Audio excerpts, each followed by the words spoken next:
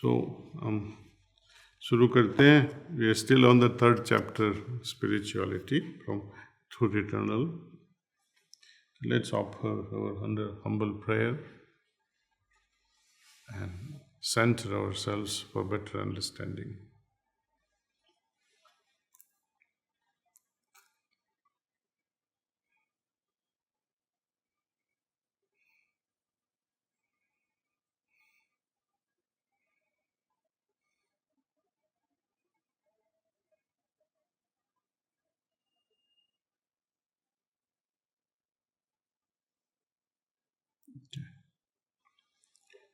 तो शुरू करते हैं.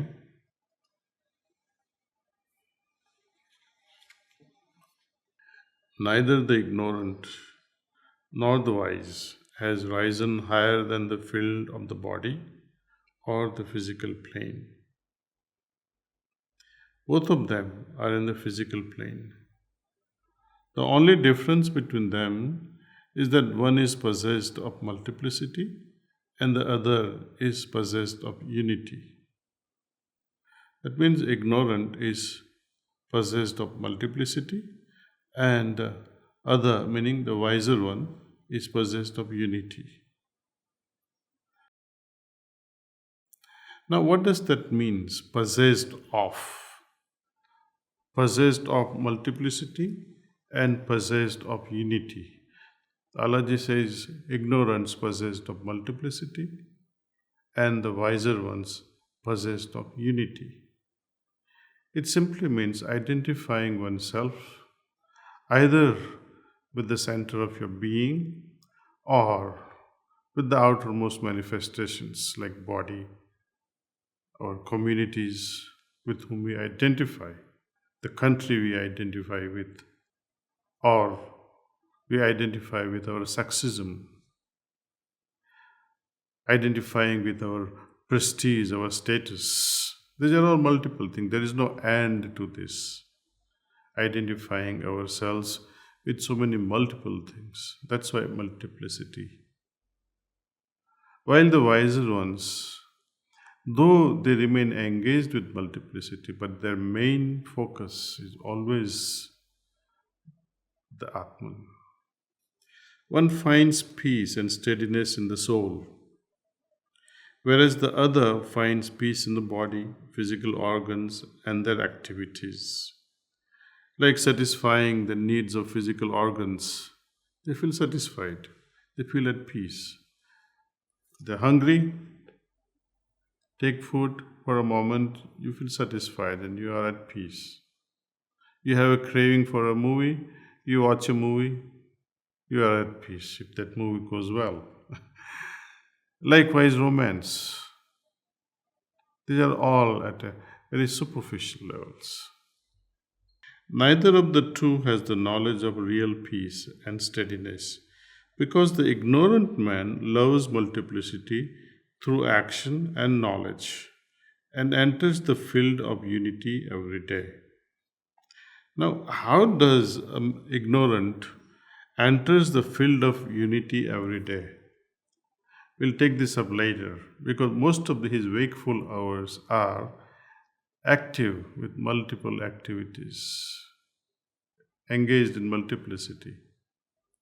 But Lalaji said he also finds some moments of being united. And when does that happen? We'll take that up next. The wise man loves unity and is compelled to return to the plane of multiplicity. Neither can the wise cast off the body, nor can the ignorant be denied the happiness of the spirit. Both are similar, but the condition of the wise man, in comparison with that of the ignorant, is relatively superior, because the physical body is the field of multiplicity, whereas the soul is the field of unity.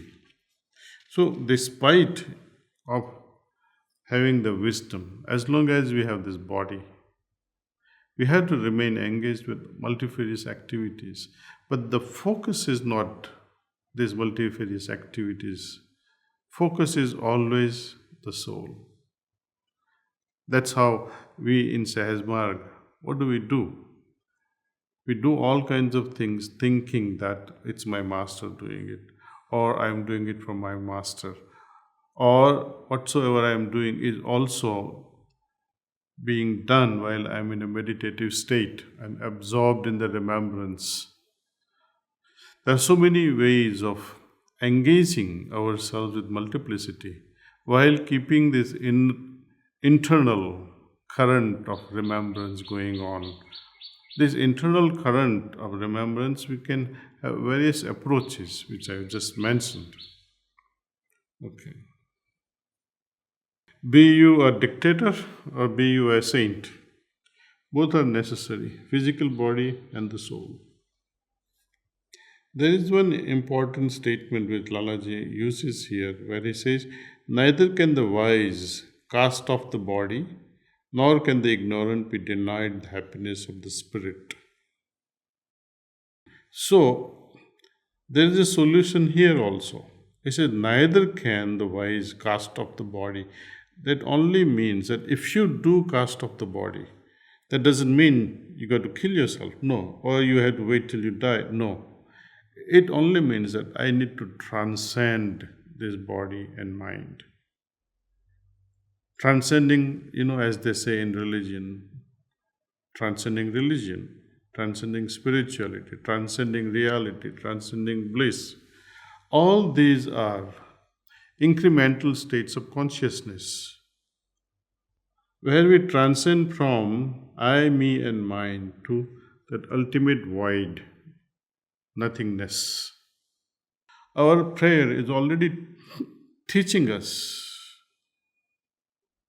how to go beyond I, me, and mine simply by incorporating this plurality that we are yet but slaves of wishes. It's we, us, and ours.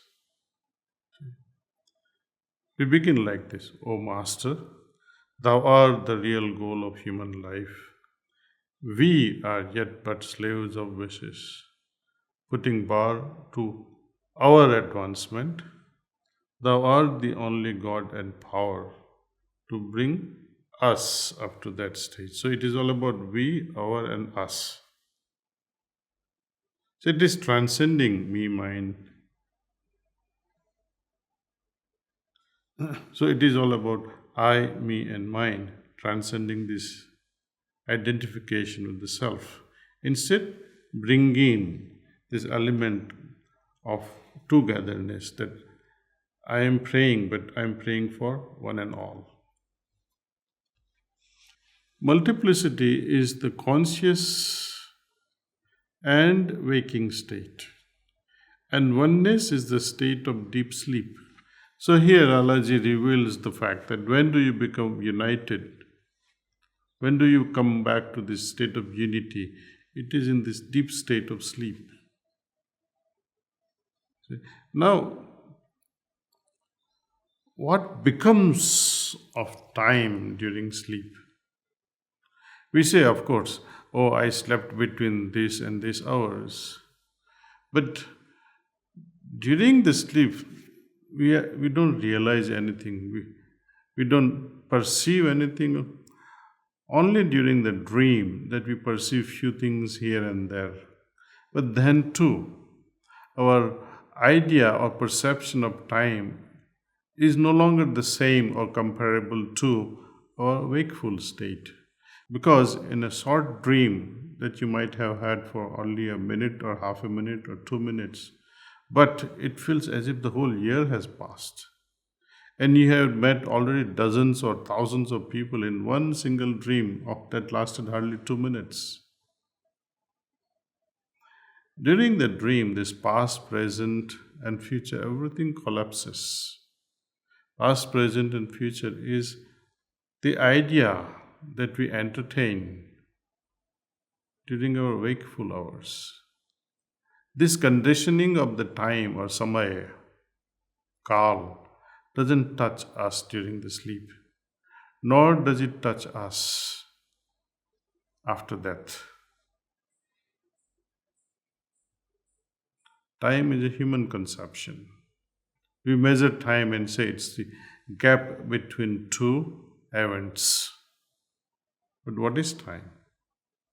It's difficult to say, except this way: time gap between two events. If there were no events, what would you call that time? Suspension, maybe. So we see that time related conditioning simply dissolves. Thus, one cannot perceive time like we do perceive time during wakeful hours. In any dream,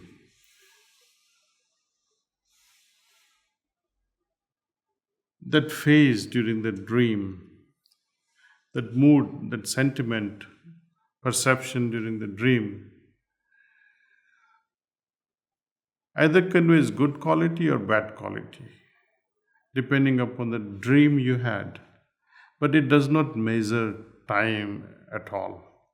It is only when we wake up we get the idea it was a long dream or something that happened for a month long during the dream. But during the dream itself, you will have no idea of time. So, multiplicity is the conscious and waking state, and oneness is the state of deep sleep. Okay. Both are bodies. There is no ignorant man who, carrying on the affairs of the waking state, does not enter the state of deep sleep. This is common even to animals. And there is no wise man who, dwelling always in the state of deep sleep, susupti, does not return to the waking state. Okay. In other words, contraction and expansion are found in both. The only difference is that when there is multiplicity, there is no unity, and vice versa. We, the Sahajmarg Abhyasi, we are experiencing this daily, how we remain engaged in multiple or multifarious activities, yet we remain united from within with the Beloved. So, this multiplicity and unity both have to soar up, means rise above, transcend.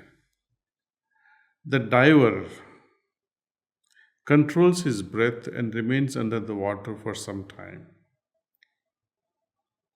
The water pushes him up or throws him out after some time. Both dive. Of course, one is cautious, whereas the other is not. The difference is that of multiplicity and unity only. The difference is such that multiplicity is found only in the physical field. So we see here that ignorant is always active and he enjoys no rest, though he needs it. But his rest is also such that he is not at rest. He is restless even during the rest. While the wise person is rarely active like the worldly person. Here, we have seen time and again as Abhyasis that we remain very active, perhaps more active than other, who knows. Yet there is some steadiness because of this inner voice. And that's the mastery that we all are looking for. We begin slowly and slowly, one day at a time, advance towards this mastering the inner state, how we remain focused all the time with the Beloved, with the Master, and carry on with our daily activities. All the best. Looking forward seeing you again next Sunday. Namaste.